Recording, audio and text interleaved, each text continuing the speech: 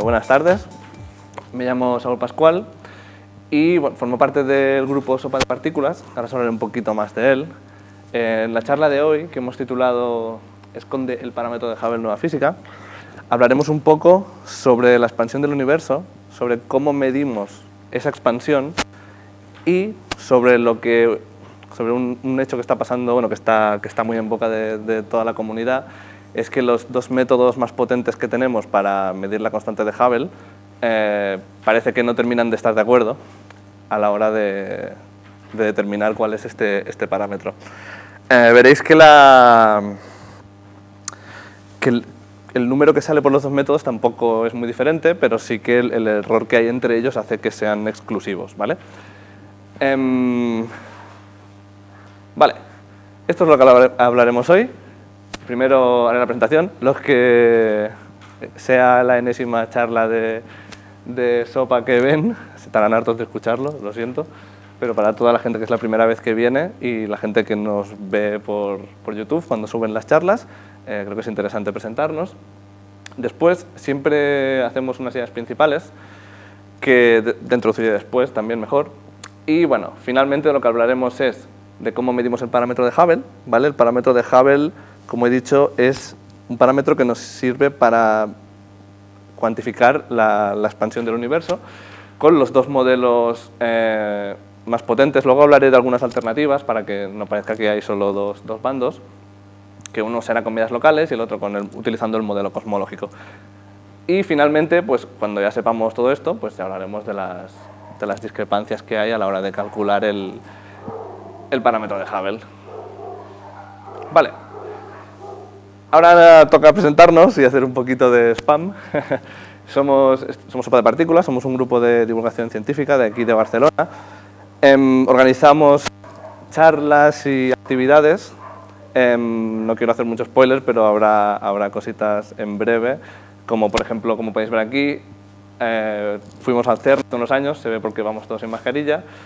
Visita al Naucas, bueno, todo esto es pre-COVID, ¿no? Porque se ve que estamos aquí a cara descubierta, pero sí que es verdad que, por ejemplo, este año hemos vuelto a ir al Naucas, pero no actualicé la diapositiva.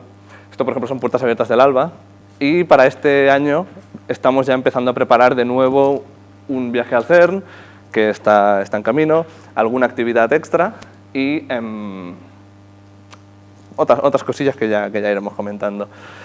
Lo que solemos hacer es actividades de varios tipos, ¿vale? O sea, juntamos gente, la idea es que esto se genere una comunidad de gente que está interesada en la ciencia, y en concreto nosotros solemos hablar de física, y juntamos gente que tiene varios niveles para que le acerquemos a todo el mundo. No se trata de dar charlas que sean unidireccionales, sino acercarnos a todo el mundo, y cualquier persona que quiera presentar. Lo que solíamos hacer antes era que cualquier persona podía presentar un tema que se había preparado y luego salíamos, nos tomábamos algo y hablábamos sobre el tema y sobre si teníamos que hacer algún tipo de apreciación sobre él. Por ejemplo, en mi caso yo soy físico y me dedico a la investigación, pero no en física. Bueno, utilizo lo que aprendí en física, pero no me dedico a ello. Así que el tema de hoy es un tema que no me queda directamente, no queda relacionado con lo que suelo hacer día a día, pero es un tema que más o menos aprendí hace muchos años, así que he tenido que repasar un poquito para hoy. Dicho esto, vamos a hablar de las ideas principales.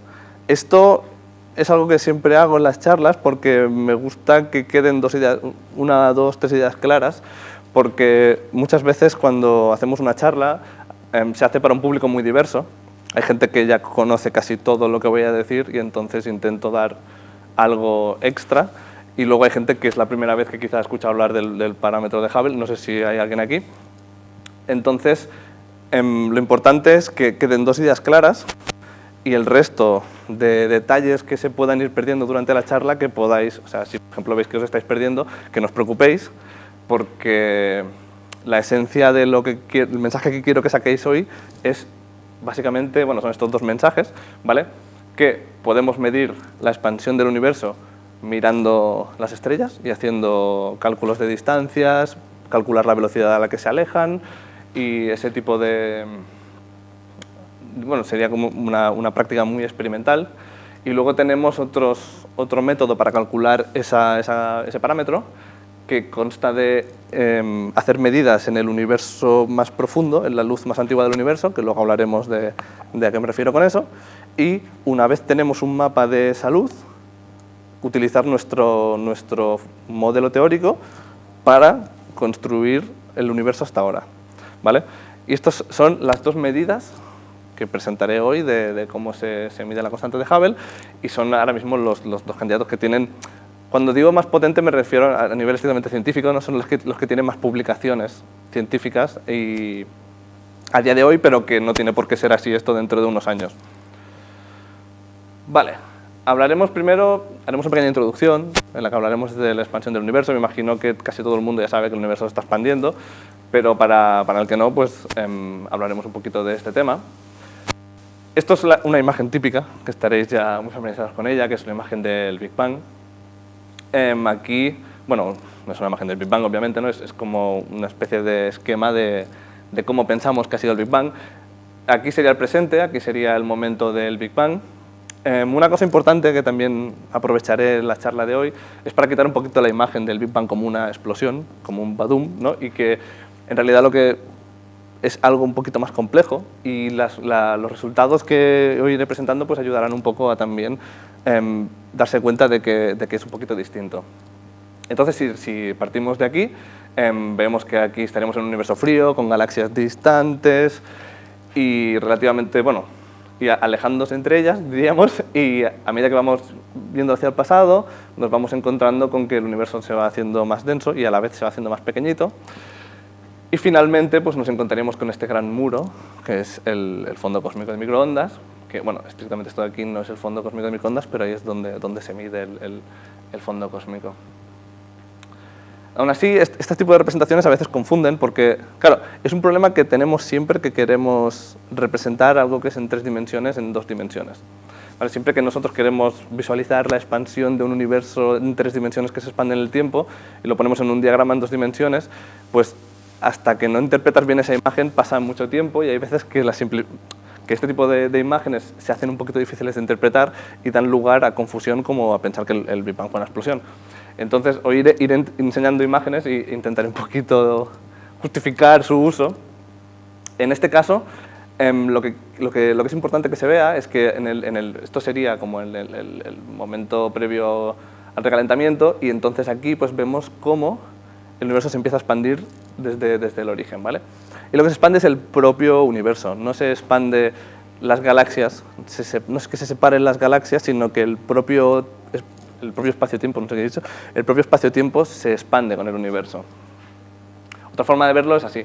Esta hay que ir con cuidado porque puede dar a entender de que el universo es una burbuja y no sabemos qué forma tiene, pero sí que os puede hacer una idea del universo primitivo, como ha metido todo aquí, pasa el tiempo y va creciendo, pero crece todo él. Crece lo que hay dentro y él mismo, ¿vale? Porque ahora veremos que, según las leyes de la relatividad, el espacio-tiempo es un ente que tiene un papel importante en todo este juego y que es un actor más en la expansión del universo. Tiene un papel activo y que afecta al resto. O sea, no es el resto de cosas separándose en mitad de un espacio que lo permite, ¿vale? Veremos que es un poquitín más complejo. De nuevo, aprovecho, ¿no? Como sabéis un poquito la ley de la relatividad general, en este caso, si queremos explicarla con palabras muy fáciles, la forma matemática de la ecuación que tiene, pues tienes por un lado, dicho grosso modo, una distribución de energía o de materia y una relación con una distribución del espacio, ¿vale? Por eso habréis visto artículos como esta forma de trasladarse súper extraña está permitida por las ecuaciones de Einstein. En realidad lo que están haciendo es ver un espacio curvado y ver si eso tiene solución en el espacio de la energía. Y si ven que sí, aunque lo que sale en el espacio de las energías es algo muy exótico, pues dicen que eso puede ser una realidad y no siempre tiene por qué ser así. Pero al final del día lo que tenemos es eso, ¿vale? Imaginad que tenemos una relación de energía y una relación de espacio. De nuevo, la imagen de antes nos pasa lo mismo, ¿no? Cuando pensamos en una bolita puesta sobre un mantel y que en ese mantel, pues mira, pongo en órbita una boleta y me pongo ahí a mirar cómo pasa el tiempo, pues nos hacemos a veces una idea que no es del todo así, o tendemos a pensar como que el universo es una cosita plana, como una mantita, y en realidad cuando hablamos de la curvatura del espacio-tiempo, hablamos más de este tipo de representaciones, que aún así tenemos que ir con cuidado, porque aquí estamos viendo curvatura en el espacio, no estamos viendo la curvatura en el tiempo, ¿vale? Estos cuerpos que curvan el espacio también se mueven por un tiempo curvado. Eso quiere decir que el tiempo para ellos puede pasar diferente a un cuerpo que esté fuera de esta curvatura, ¿vale? Y eso no somos capaces de verlo. Eso sería... No se me ocurre una forma fácil de hacer un GIF bonito y que eso sea visible, ni siquiera un GIF feo. O sea, no sé cómo podríamos verlo, pero al final tenemos que entender que estamos en un espacio-tiempo y que este espacio-tiempo se deforma y se ve alterado por los objetos que hay en él, ¿vale? Y eso va a ser relevante cuando midamos la constante de Hubble y cuando cojamos un telescopio y queramos saber a qué distancia hay un objeto de la Tierra.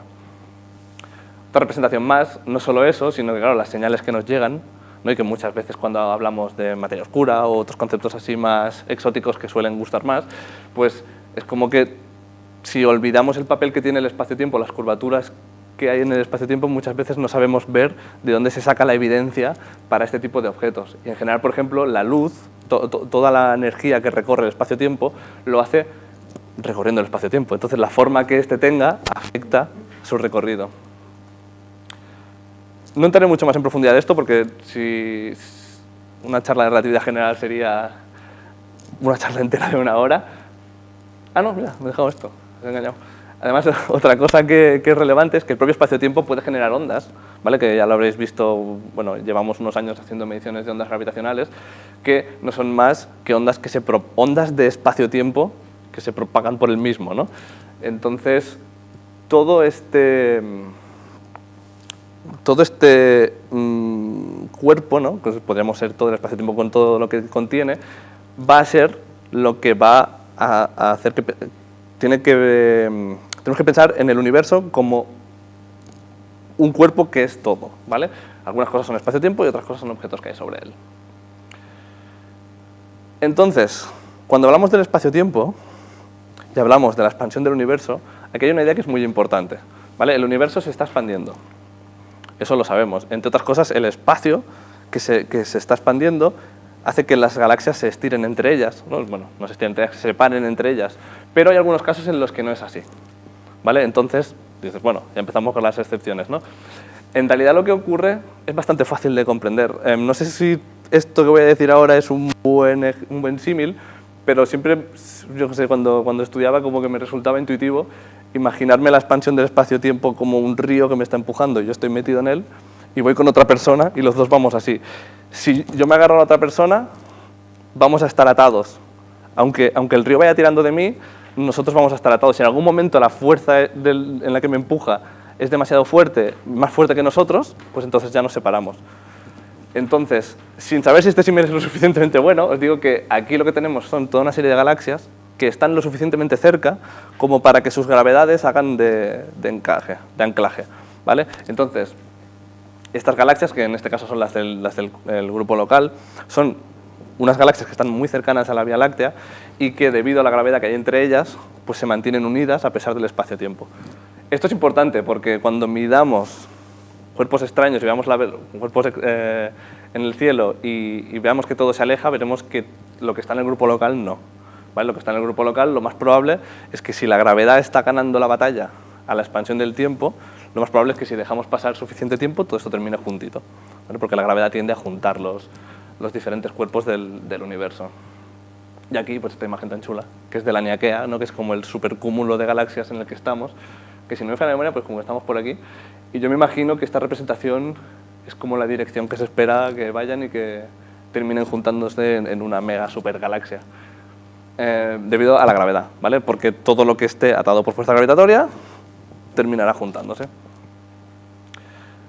Pero bueno, esto ha sido mucho, así un poquito de introducción, un poco más imaginativa. Ahora vamos a volver al suelo y vamos a empezar a hablar de cómo se sabe todo esto, ¿vale? Porque sabemos que el universo se expande aceleradamente, que no sé qué. Todas estas ideas son relativamente nuevas, ¿vale? No hace tanto que se sabe que el universo se está expandiendo aceleradamente y que se está expandiendo a secas tampoco hace tanto. Entonces, ¿por qué decimos eso? ¿Vale? uno de los primeros problemas que tenemos cuando miramos al cielo es que medir distancias, a qué distancia está un objeto, no es algo evidente. ¿Vale? Nosotros miramos el cielo, vemos un conjunto, de nuevo, parecido a lo que nos pasaba con los GIFs que os he puesto antes, de nuevo lo que nos pasa es que tenemos una proyección en 2 dimensiones de algo que está en 3D. Si nosotros vemos una estrella muy brillante y una que brilla poco, no sabemos si es una que brilla poco y está cerca o que brilla mucho y está lejos. Y viceversa. Entonces muchas veces cuando ves, por ejemplo, no sé, a mí me pasa mucho que pienso cuando ves constelación, no sé, algo del horóscopo y digo, es que en verdad quizás las estrellas están súper lejos y estás tú dibujando una línea recta aquí que es una locura la distancia que está uniendo. Entonces, ¿cómo a partir de estas proyecciones medimos la distancia? Es un problema interesante que ha ido mejorando con los años. Y ahora, como os habéis dado cuenta, estamos empezando ya a construir el camino desde las observaciones, cómo desde la observación podemos ver a qué distancia están los objetos. El primer método es el más fácil, ¿vale? Es el paralaje. El paralaje es aquello que hacíamos cuando íbamos al instituto y nos hacían problemas de trigonometría. Básicamente lo que hacemos es elegir una estrella, como un cuerpo que sea cercano, ¿vale? Y vemos en qué posición del cielo está en un momento determinado del año, ¿vale? O sea, el paralaje es parecido a lo que hacemos cuando haces así y cambias con los ojos, que ves que el dedo se mueve y el fondo, si es muy distante, el fondo no parece que se mueva. Pues aquí pasa algo parecido, que tú ves la estrella aquí y tú la imagen que ves es esta, ¿vale? Después repites este mismo procedimiento 6 meses después y ves que el cielo profundo sigue siendo igual, pero que esta estrella se ha movido, ¿vale? Es lo mismo que con el DTT. Entonces, utilizando este método, se pueden medir distancias de cuerpos cercanos, ¿vale? Este método da solo para cuerpos cercanos porque enseguida nos encontramos que estamos con el fondo, ¿vale? Para el fondo ya no tenemos esta precisión. Entonces, por ejemplo, ¿por qué ha saltado ahora el tema de la constante de Hubble y de por qué hay un conflicto con los diferentes valores que tiene? En parte viene de que las medidas de paralaje se han refinado mucho estos últimos años con un satélite que se llama Gaia, que está haciendo un barrido y está haciendo un paralaje muy importante de cuerpos cercanos. Solo como curiosidad, aprovechando que muchos de vosotros estaréis también siguiendo el tema del James Webb, Gaia está también en L2, o sea que tendrá ahora otro hermanito ahí que estará haciendo otras medidas, pero que por ahí campan los dos. Este método nos va a servir para no solo saber a qué distancia están los cuerpos cercanos, sino que además nos va a servir para calibrar cosas más sofisticadas, ¿vale? Y vamos a ella.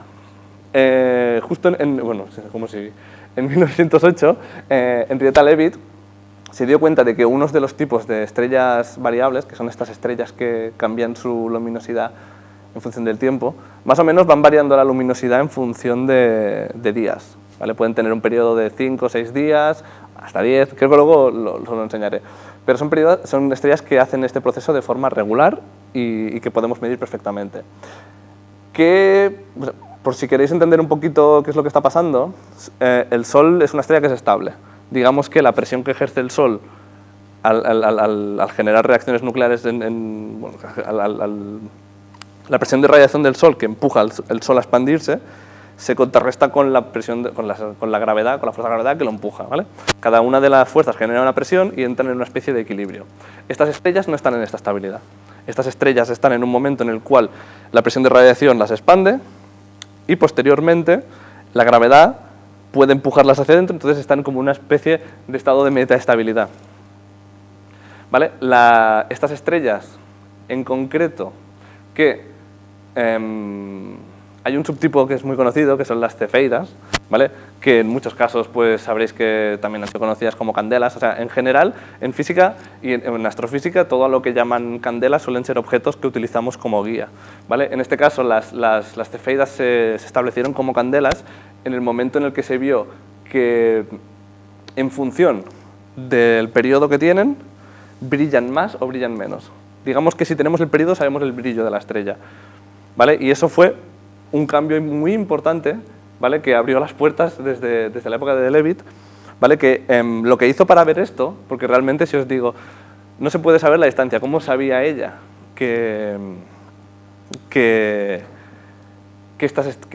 estaba midiendo unas cefeidas que estuvieran a una distancia similar?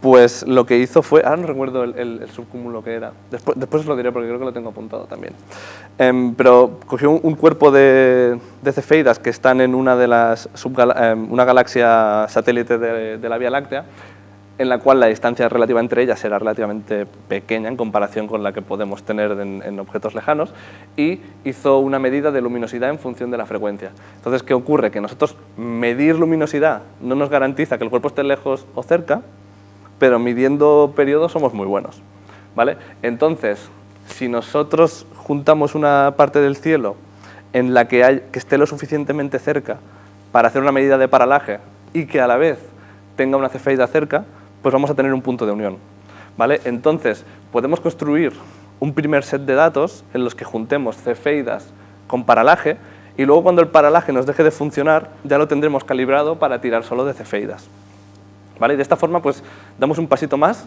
a saber las distancias en las que están los objetos.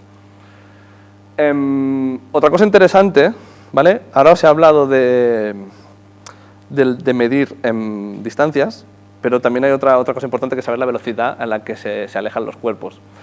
Entonces, para ello, esta imagen del Hubble, del satélite, es bastante interesante, porque si miráis aquí, esta es una imagen que está hecha en cielo profundo, ¿vale?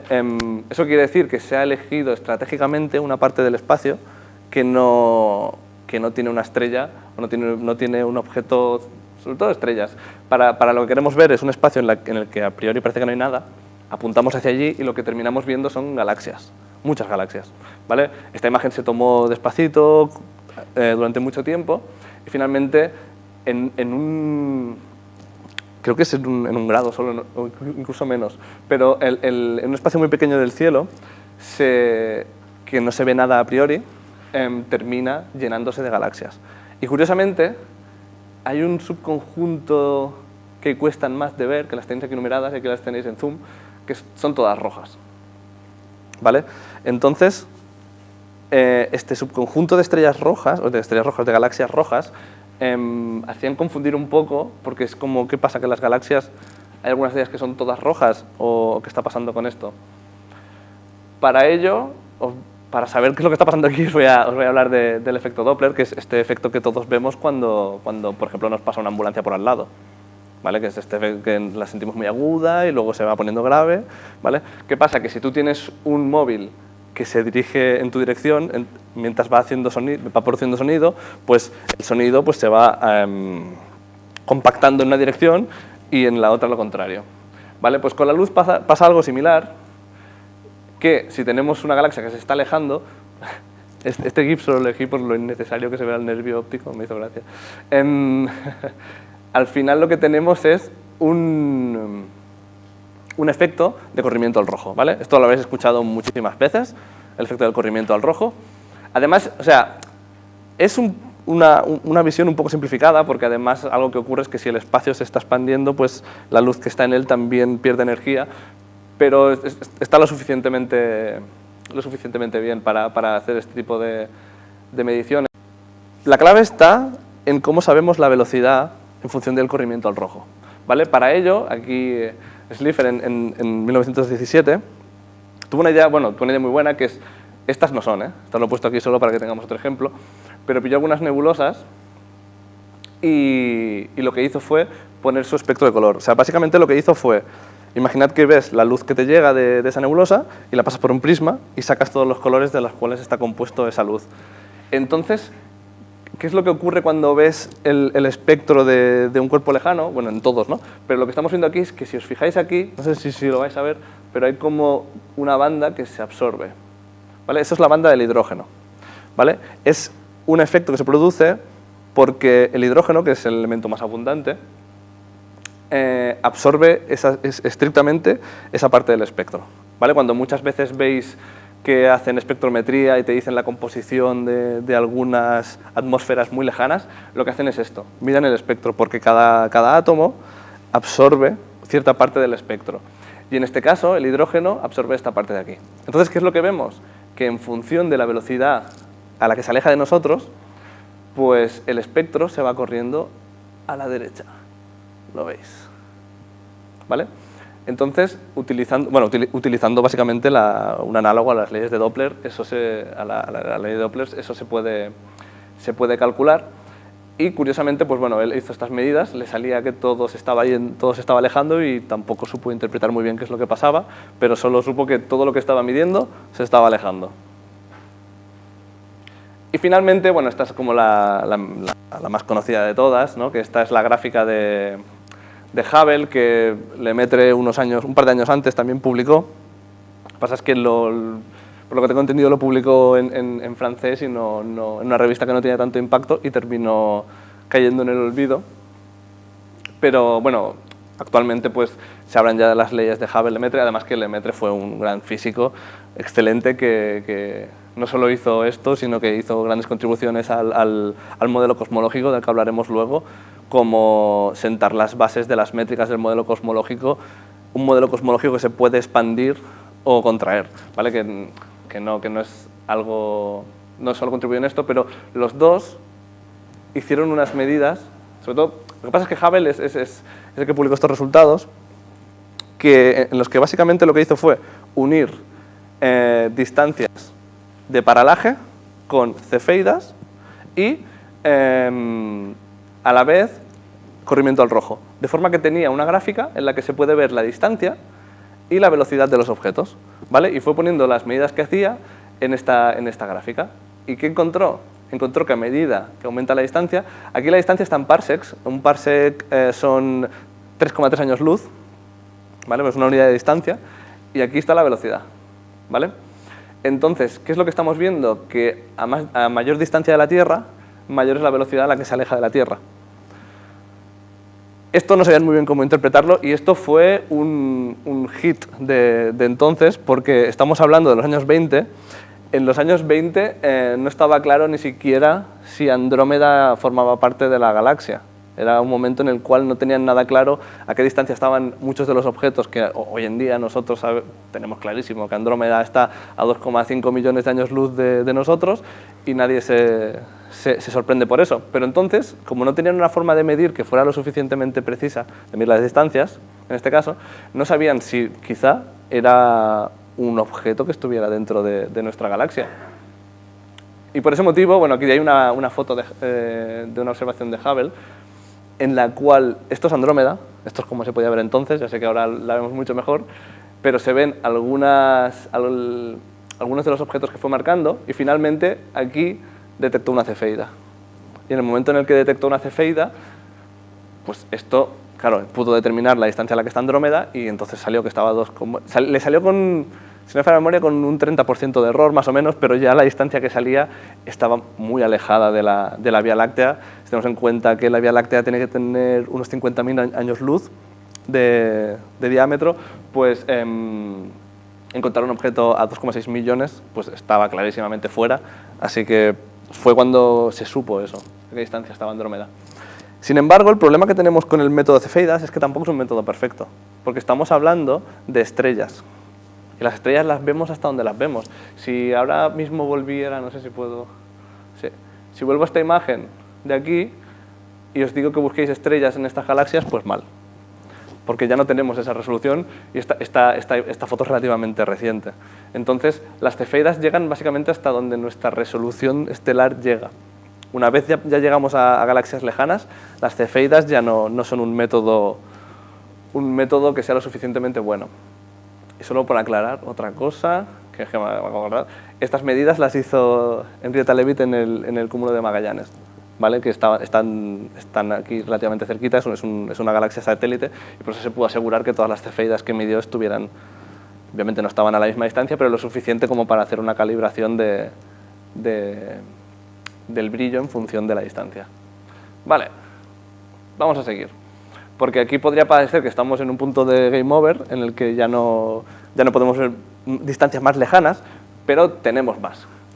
De nuevo, encontramos otra candela, ¿vale? Otra forma de medir una distancia que nos va a servir. En este caso, las supernovas.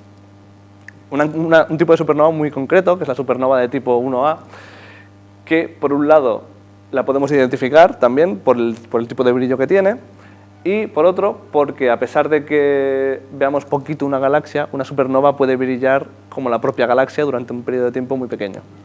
Entonces, puedes ver aquí la imagen en la que se ve clarísimo donde hay una supernova. Y brilla durante días, entonces se puede llegar a medir bien el espectro y el brillo, sobre todo, de la luz que emite. Si queréis saber más de esto, es un poco de autospam, Edgar nos hizo una charla muy chula sobre supernovas. Hablaré un poquito de en qué consisten este tipo de supernovas, pero aquí él habló más en profundidad de ellas y por qué son tan importantes. Pero explicando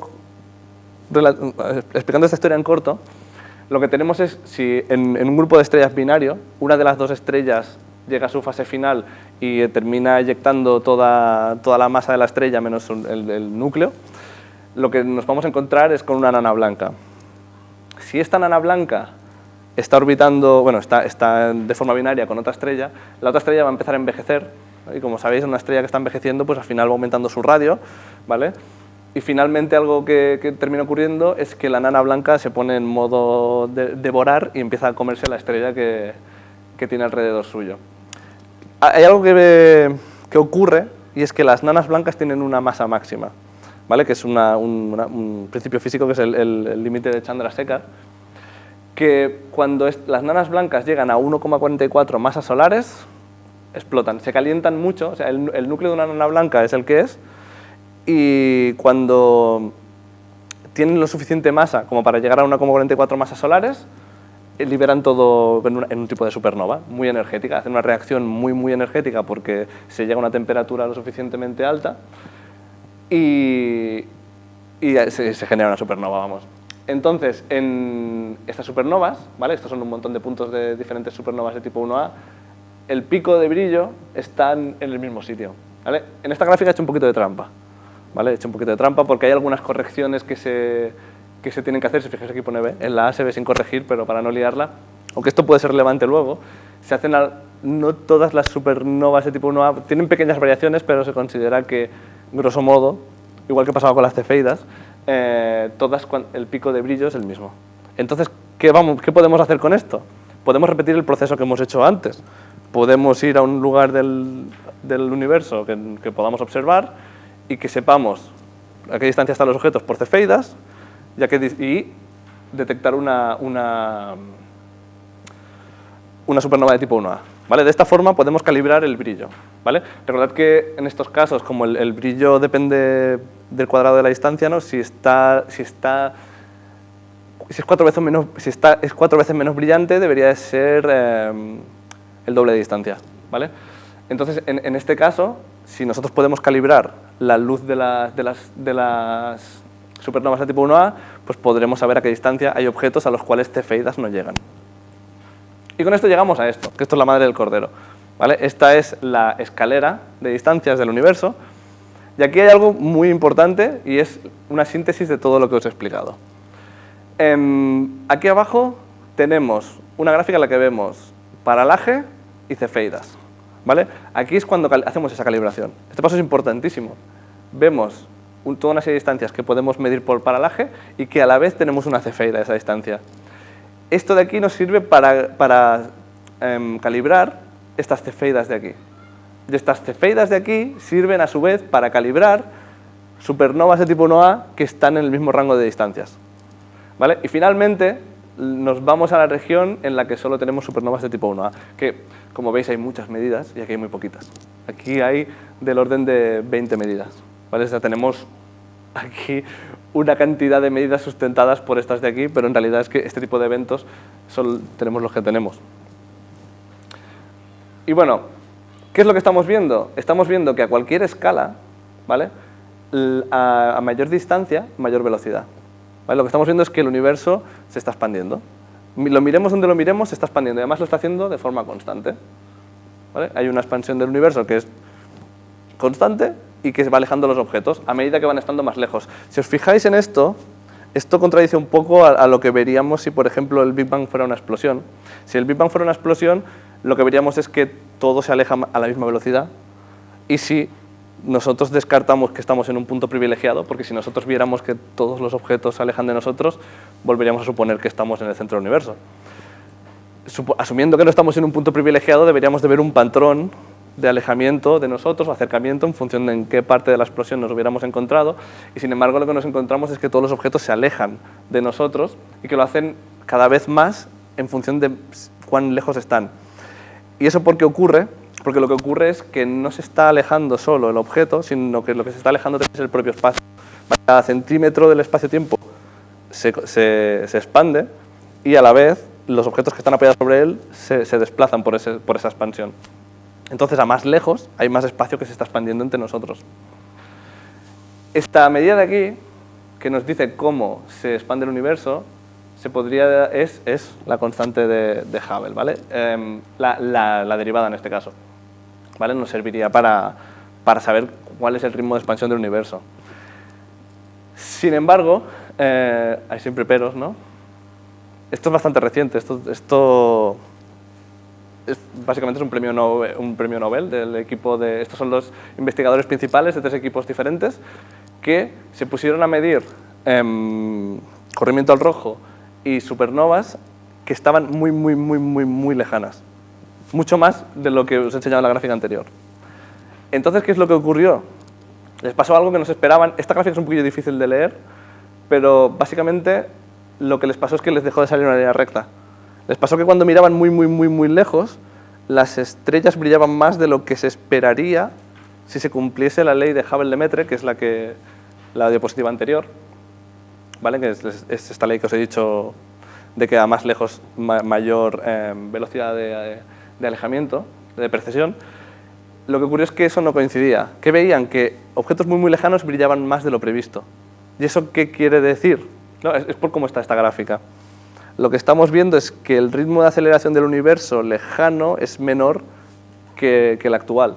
Por lo que se está viendo es que la velocidad a la que se expande el universo está aumentando, ¿vale? Entonces lo que tenemos es que el universo no solo se expande, sino que se expande aceleradamente. Y en este momento había los datos que había, pero ahora mismo hay una cantidad de datos increíble, y de hecho esto de aquí lo podéis hacer, está en...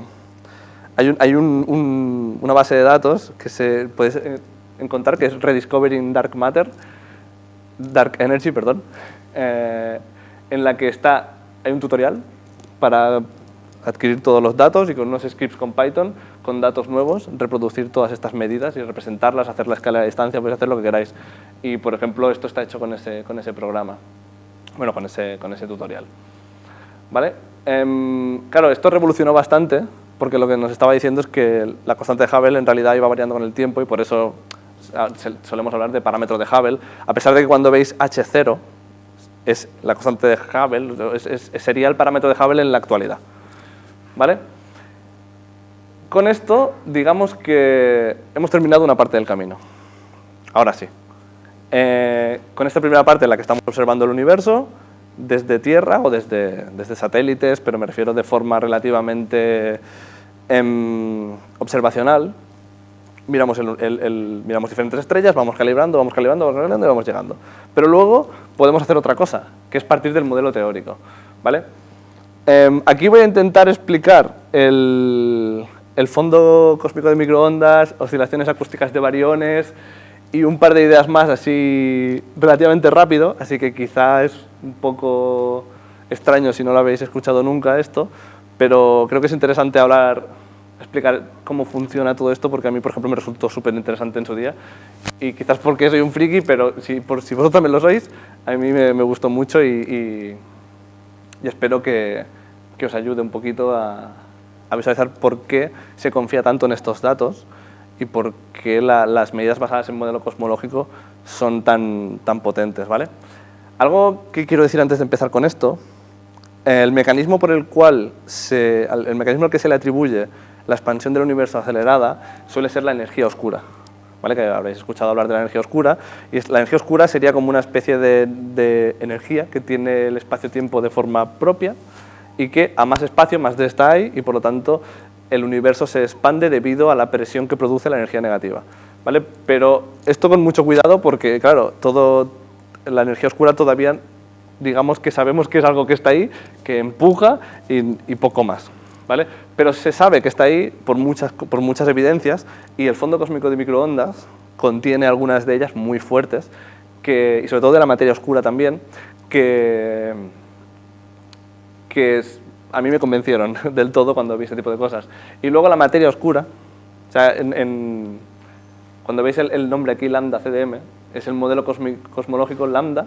Lambda es el parámetro de la energía oscura que se pone en las ecuaciones de la relatividad general para tener en cuenta la expansión acelerada del universo. Y CDM es Cold Dark Matter, que estamos diciendo que la materia oscura está fría. Y en física fría quiere decir que no es relativista, y no es relativista es que va despacito. Y ya está. ¿Vale? Pero aquí es importante porque hay mezclados dos conceptos que muchas veces no se tienen claros. Por un lado, la energía oscura es la que se encarga de la expansión acelerada del universo, y por otro lado, la materia oscura. La materia oscura es un subtipo de materia que no interactúa con la luz, ¿vale? Y de esta forma solo interactuaría de forma gravitatoria con la materia ordinaria. A pesar de eso, hay muchas evidencias de su existencia, como efectos de lente gravitacional, rastro en el fondo cósmico de microondas, y podemos verla en el movimiento de las galaxias y en un gran tipo de medidas que todas coinciden entre ellas no solo en su existencia, sino en su cantidad. Entonces, vamos bien sabiendo que eso está ahí. ¿Qué es eso que hay ahí que produce todo eso? Todavía no está claro, pero que está ahí, sabemos que sí que está. Y ahora os enseñaré el tema del fondo cósmico de microondas, que es una prueba más y es bastante poderosa. Para ello, esta imagen, que básicamente cuando miramos al fondo cósmico de microondas, lo que estamos buscando es la señal más antigua del universo. ¿Vale? Entonces, si nosotros vamos mirando desde la Tierra cada vez más lejos, cada vez más lejos, cada vez más lejos, nos topamos con una pared. ¿Vale? ¿Qué es esa pared? Es algo que, bueno, que es el fondo cósmico de microondas, ¿no? Pero se descubrió de forma básicamente, por suerte, como muchas cosas en ciencia. Digamos que estaban haciendo un estudio de microondas, ¿no? Para saber la cantidad de microondas que nos llegaban, y se dieron cuenta de que, al lado de los laboratorios Bell, y se dieron cuenta que cuando apuntaban al cielo siempre había como un ruidillo. Siempre apuntasen donde apuntasen, finalmente siempre se terminaban encontrando con este ruido, que es esta parte de aquí, y más allá de eso no había nada. Es como una pared infranqueable, a partir de ahí no estamos viendo nada. ¿Vale?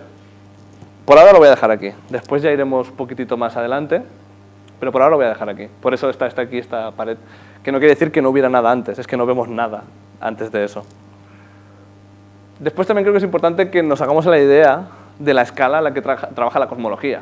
¿Vale? Hasta ahora estábamos hablando desde la Tierra, mirar objetos relativamente cercanos, pero cuando hacemos modelos cosmológicos, los modelos cosmológicos trabajan a una escala mucho mayor. A ver si... Vale, más o menos aquí. Todo esto aquí son galaxias. Vale, finalmente lo que tenemos es este gran conjunto de galaxias. ¿Vale? La cosmología trabaja con todo este cuerpo como si fuera uno solo, trabaja como si fuera un fluido. ¿Vale? Vemos una especie de hilos, como si fuera una especie de red, y es algo esperable en un espacio en el cual, si nosotros tuviéramos, os podéis imaginar que si tenemos un espacio tridimensional muy vasto, en el cual liberas materia, por mucho que la ordenes de forma relativamente homogénea, la gravedad irá acercando ciertas partes, irá haciendo como hilillos, irá juntando ciertos conjuntos, y finalmente nos pasará que se va a crear una estructura.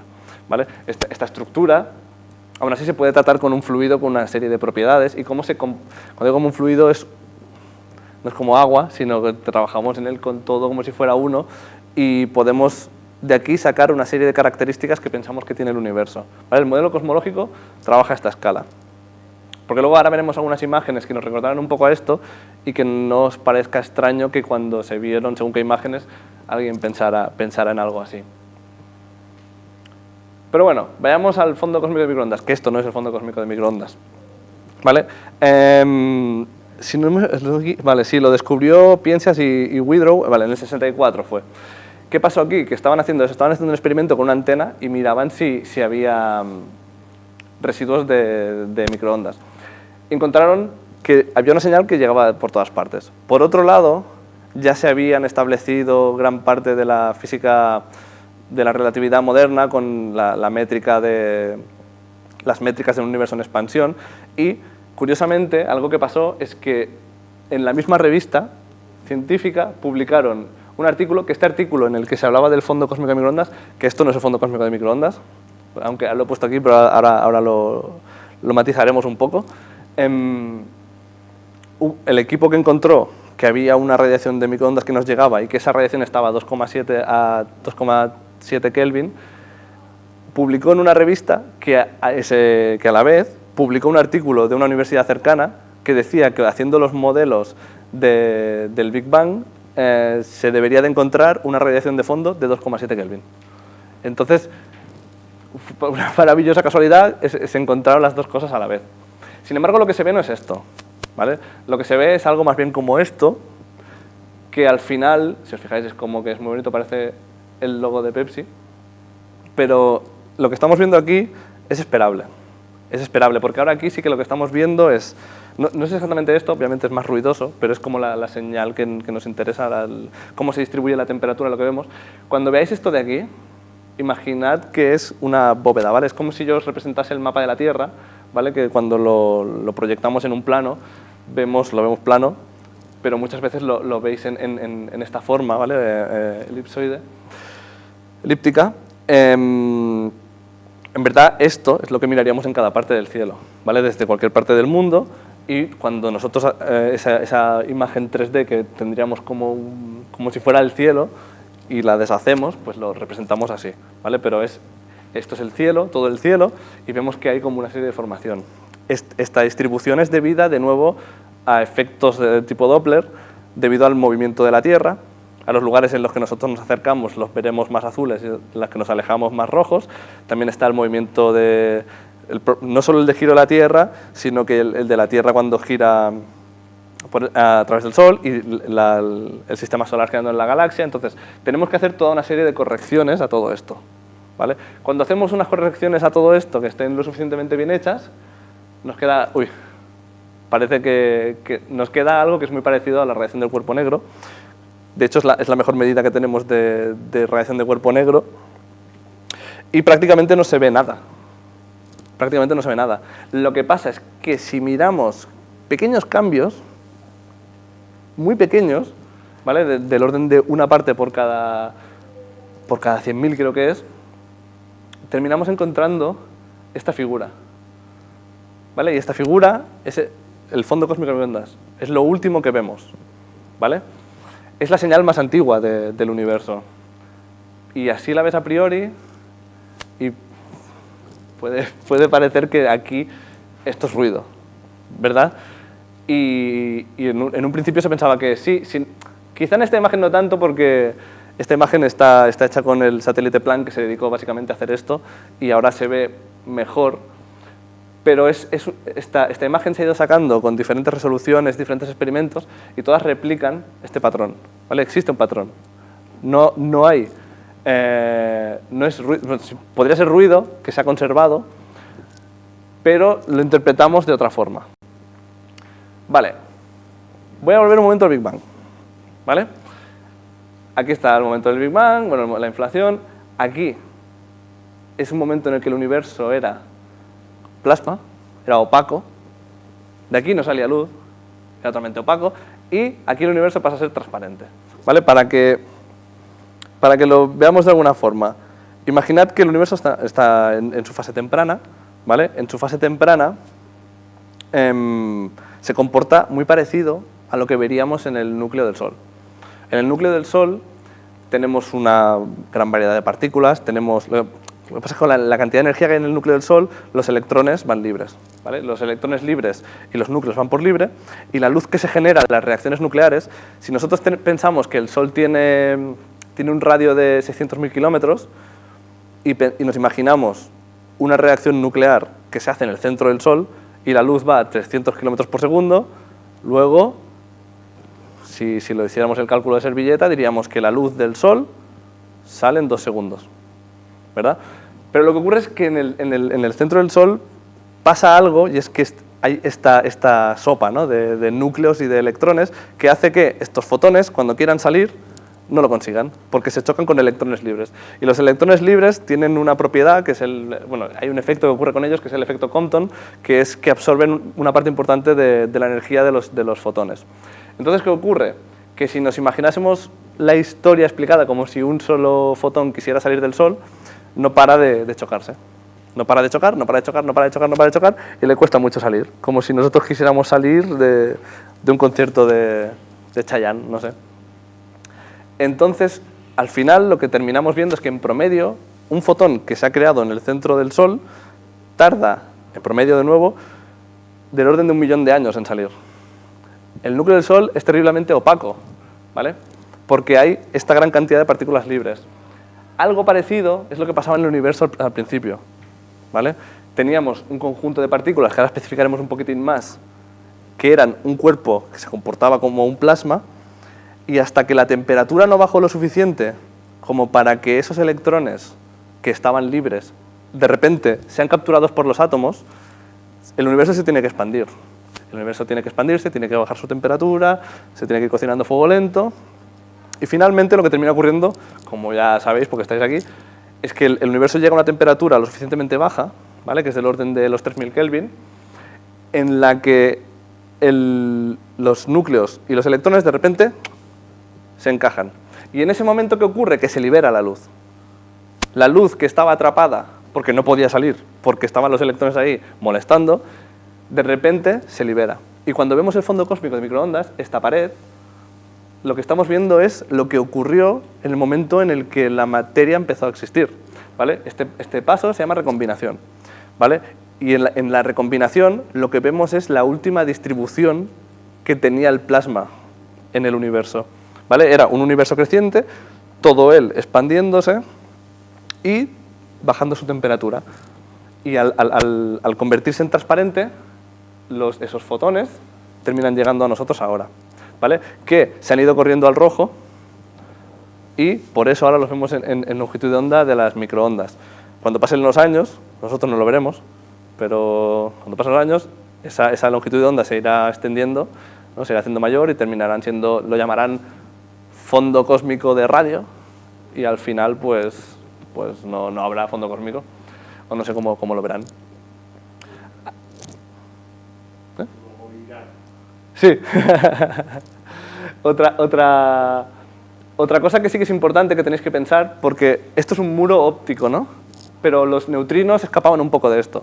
Si algún día viéramos un fondo cósmico de neutrinos, veríamos otro desacople, que se llama, ¿vale? Cuando este proceso en el cual la luz se desacopla de la materia, ¿no? Es un proceso de desacople, y aquí los neutrinos se desacoplan mucho antes.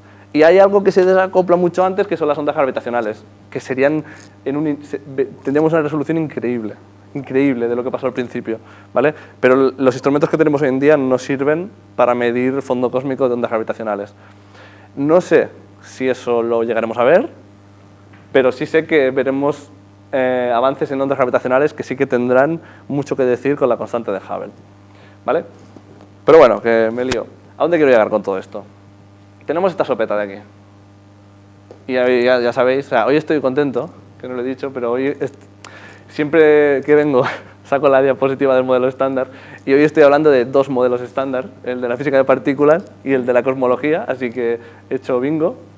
Pero bueno, esta gráfica de aquí nos enseña las partículas que el modelo estándar de la física cuántica, y lo digo desde que os deis cuenta de hasta qué punto el modelo cosmológico parte de unos principios que a su vez vienen de la mecánica cuántica, porque en esa sopita que he dicho que había en el plasma el plasma primordial, no sé cómo llamarlo, lo que había era quarks, ¿vale? Que los quarks son al final protones y neutrones. Luego los neutrinos dijeron hasta luego, y los electrones que estaban allí dentro. Pero además, bueno, como os lo explico un poquito antes, pues lo había puesto aquí porque se me ha olvidado, pero bueno, es lo que vemos aquí. Además de eso, hay más cosas. Esto ya lo habréis visto. ¿Y esto de dónde sale, no? Pero además lo que había en ese universo, en esa sopa primordial, era energía oscura, que ahí había menos, porque sabemos que la energía oscura depende del espacio, y entonces como el universo ocupaba menos, pues entonces tendría que haber menos de esto.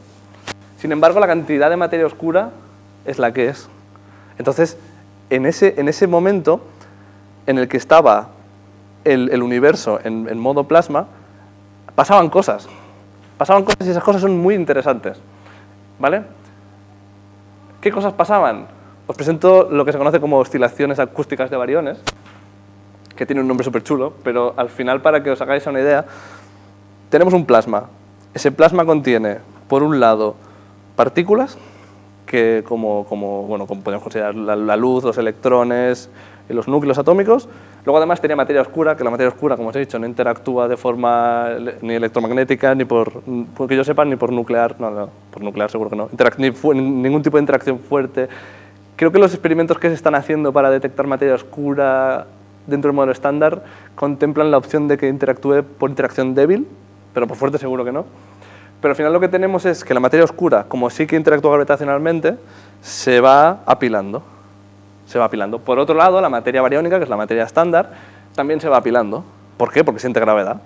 Finalmente, claro, la luz, igual que hace en el Sol, llega un momento en el que siente mucha presión y dice, yo quiero salir de aquí. Entonces, ¿qué es lo que ocurre? Que se va generando un ciclo de presión y de expansión. ¿Qué ocurre cuando tenemos este tipo de cosas en física? Es que se termina produciendo una onda que se propaga. Y se propaga como si fuera sonido, ¿vale? Nosotros cuando hablamos no hacemos más que producir un tipo de compactación, ¿no? Y de expansión del aire. Y esto lo que hace es hacer regiones con menos densidad, regiones con más densidad, regiones con menos densidad, regiones con más densidad. Y esto se va propagando como si fuera una onda por este plasma. ¿Vale? Eso de ahí sería muy bonito si fuera algo así, pero si lo miráis, o sea, más o menos ya podríamos empezar a intuir cosas, que es como que aquí que está muy rojo, aquí estaría en un periodo de compactación y aquí de expansión. Todo eso pasaba mientras el universo está expandiendo. El universo se está expandiendo y a su vez dentro ocurren estas ondas, ¿vale? Estas ondas se estiman que viajaban más o menos al 50% de la velocidad de la luz, mientras el universo se expandía. Pero entonces ocurre la recombinación. Cuando ocurre la recombinación, la materia empieza a ver los primeros átomos, la luz se libera, y la luz que se libera nos deja la impronta de la última imagen que hay, de la última distribución que tenía, ¿vale?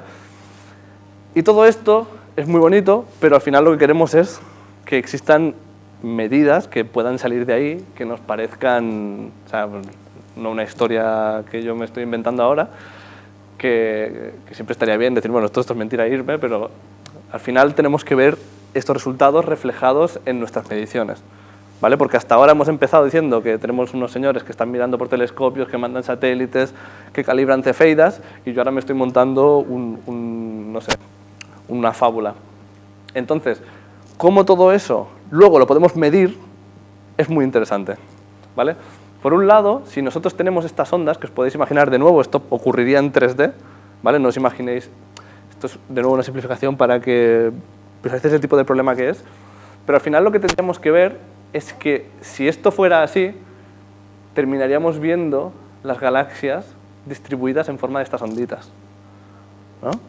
Es algo esperable, si la historia que os he contado es cierta, tendría que pasar algo así, ¿vale?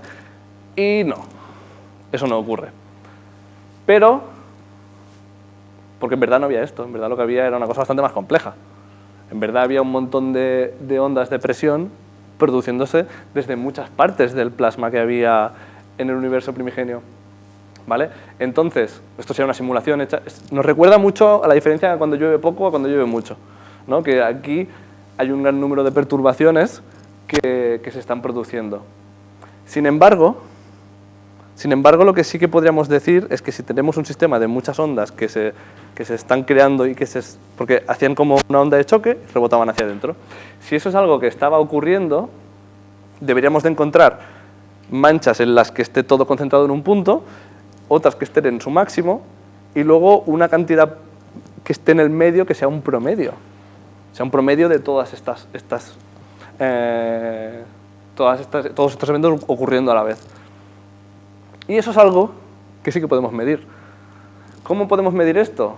Pues nos podemos a medir la distancia entre galaxias y empezamos a elegir parejas. Empezamos a elegir dos galaxias, miramos qué distancia hay entre ellas, dos galaxias, empezamos a decir qué distancia hay entre ellas, y empezamos a representar un histograma en el que empezamos a poner todas las galaxias que están separadas esta cantidad, esta cantidad, esta cantidad. Y si es cierto que ocurre esto de que hay una distancia que está favorecida, la tendríamos que ver sobre representada, ¿vale? Y esto es lo que nos ocurre aquí, ¿vale? Si lo veis, parece poquillo, pero es bastante... es lo suficientemente significativo como para que se considere una medida muy buena de un modelo teórico que parte de muchos principios, muchos de ellos de otros campos. Esta distancia promedio, yo creo que esta distancia promedio es de 150 megaparsecs. Quizás esta no es la gráfica correcta, pero básicamente tenemos un punto sobre representado a 150 megaparsecs. Y con esto, de forma parecida a la que hacíamos con las candelas estándar, cuando medimos desde telescopios, vamos a construir algo a lo que llamaremos regla estándar, ¿vale? Y con esta regla, en función del tiempo en el universo en el que estemos midiendo, porque recordad que a más lejos es anterior en el tiempo, pues podemos ir viendo cómo esta distancia va cambiando. Cómo esta sobrerepresentación va cambiando en función de la distancia en la que están las galaxias. Y con eso podemos derivar, o sea, no sale la medida del parámetro de Hubble, pero sale derivado de lo que se ve en el fondo cósmico de microondas, ¿vale? Y a mí me parece increíble que luego cuando veáis los números se parezcan tanto los parámetros de Hubble obtenidos de aquí y obtenidos por observaciones. Pero hay algo más. Nosotros podemos, como os he dicho, la radiación cósmica de microondas es una esfera, ¿vale? Bueno, obviamente no, porque la estamos mirando desde la Tierra y vemos como vemos. Nosotros, estas pequeñas anisotropías, ¿vale? que se generan aquí, las podemos, de alguna forma, hacer algo parecido a lo que hemos hecho con las medidas entre dos galaxias. Podemos ver por cada grado, más o menos, para que os hagáis una idea, esto es como una medida de temperatura al cuadrado normalmente, y esto es una distancia angular. Normalmente se mide con modos de armónicos esféricos y este tipo de cosas, pero para que nos hagamos un poco la idea, es como si tú dijeras, de cualquier punto a cierta distancia hay un pico, luego hay una bajada, ¿vale? Y esto es algo que se ve desde cualquier punto del fondo cósmico de microondas. Tú estás en cualquier punto del fondo cósmico de microondas y dices, aquí, voy a mirar la distribución de temperaturas en esa dirección. Pues, obviamente, esto, como podéis ver, es un promedio, luego te puede pasar que te toque el rana, pero que si vas haciendo eso, vas encontrando que en la gran parte de la mayoría de los puntos de partida que tú tomes en el fondo cósmico de microondas, vas a encontrar una distribución que va a terminar siendo de esta naturaleza. Y hay algo que sí que nosotros podemos hacer, que es con los supuestos que nosotros tenemos sobre la cantidad de materia que hay, la cantidad de materia oscura que hay, la cantidad de energía oscura, ver cómo progresa un cuerpo de tipo fondo cósmico de microondas en función de cada cantidad de estos cuerpos, ¿no? de estos tipos de materia. Y entonces lo que terminamos viendo es que cada una de estas contribuciones, o sea, si por ejemplo cambiásemos la cantidad de materia oscura que hay, por ejemplo si hubiera más materia bariónica, lo que tendríamos es, bueno, la materia bariónica, que es la materia normal, lo que tendríamos es que estas ondas serían de forma mucho más violenta, ¿vale? Porque la materia bariónica ganaría parte en el terreno y entonces lo que tendríamos es una imagen más contrastada. Si por el contrario tuviéramos más materia oscura, tendríamos esto más difuminado, ¿vale? Entonces, sabiendo leer esta gráfica y sabiendo ver todos estos piquitos de aquí, los podríamos tomar como una especie de armónicos, ¿vale? De la cantidad de cada una de ellas que hay, ¿vale? Y haciendo eso aquí, sacamos también el porcentaje de materia oscura, el porcentaje de energía oscura, el porcentaje de materia que había en el universo primordial y cómo eso ha ido cambiando con el paso del tiempo, ¿vale? Y todo eso además coincide a la vez con las observaciones que hacemos en la materia oscura que estimamos que haya cuando decimos, es que no coinciden las leyes de Kepler en las galaxias, vamos a meter materia oscura. ¿Cuánta materia oscura hay que meter? Pues toda esta. Y dices, ostras, con esta cantidad de materia oscura me sale un buen modelo. Y luego yo voy al fondo cósmico de microondas, voy hacia atrás, voy hacia atrás, voy hacia atrás, voy hacia atrás y llego aquí y digo, para que la cantidad de materia oscura del fondo de microondas de mi simulación me salga así, necesito que haya esta cantidad. Y concuerda. Pues estamos viendo que lo que nos estamos encontrando es algo que no es ninguna tontería. No sabemos lo que es, pero ahí está. ¿Vale? Bueno, creo que son estos de aquí, ¿eh? Pero ahí está. Entonces, llegamos al final del viaje. Tenemos que con las reglas estándar derivadas del modelo cosmológico en el fondo cósmico de microondas, podemos encontrar una forma de medir distancias y con esa forma de medir distancias podemos sacar el parámetro de Hubble. Y luego, observando y haciendo calibración por cefeidas, paralaje, supernovas de tipo 1A, corrimiento al rojo, podemos sacar otro ritmo de expansión del universo. Y los comparamos. Lo que nos encontramos es que cuando lo hicieron por primera vez, ¿vale? Para los años 2000, fijaos que esto es muy reciente, ¿vale?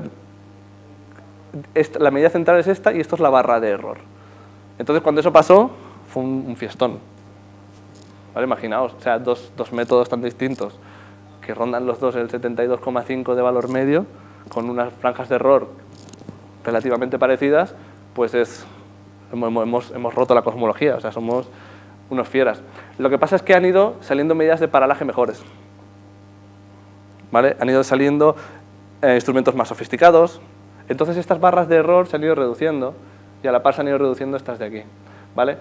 A ver que lo vea. Esta de aquí es la medida de la escalera de distancias y esta de aquí es la del fondo, la del modelo cosmológico. ¿Vale? Si os fijáis, ahora mismo las dos no tienen, por decirlo así, ninguna zona de contacto. Y sin embargo, partiendo de supuestos tan lejos, una es 67,5 y la otra es 75. ¿Vale?